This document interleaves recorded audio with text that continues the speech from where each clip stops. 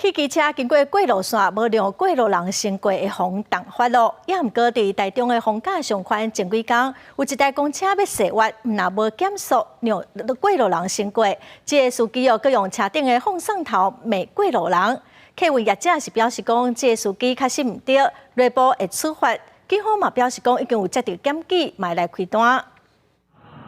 一名行人要行斑马线，总算等到倒边的驾驶停落来。当准备要半行走来过路，小差一点啊，互正边开真向的公车弄到。公车司机毋但是无听让，还阁以放送头来黑白骂，影片铺上网引起了议论。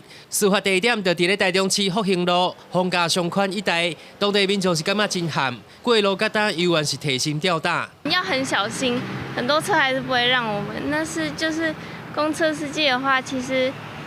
我觉得可以，就是理性处理一点，不要这么生气。客运业者表示，这名司机确实违规，会予伊记告顶处分，而且召回搁再教育。